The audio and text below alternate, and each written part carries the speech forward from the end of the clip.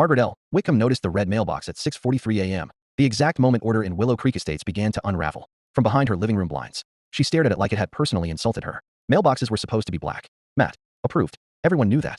Everyone agreed to that. The neighborhood existed on rules like these: quiet, uniform, comforting rules that kept surprises away. Margaret loved those rules. She enforced them, sometimes gently, sometimes not.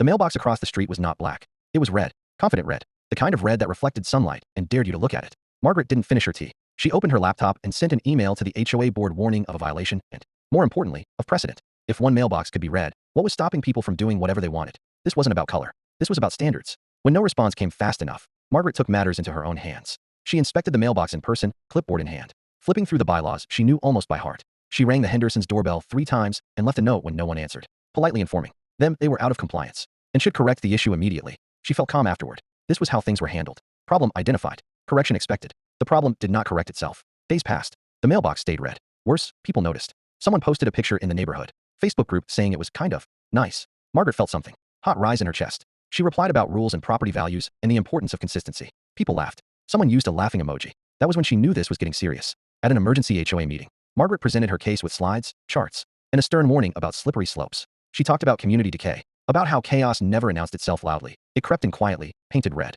When she finished, the HOA president sighed and said, "Margaret, it's a mailbox." The board issued a small fine anyway, mostly to end the discussion. Margaret framed the notice. Justice, she thought, had been served. Then the Hendersons added a tiny decorative flag to the mailbox. Margaret snapped. This wasn't ignorance. This was defiance. She emailed constantly. She documented emotional distress. She started avoiding looking outside. And then, almost overnight, other mailboxes changed too: blue, green, yellow. The neighborhood didn't fall apart. It looked happier.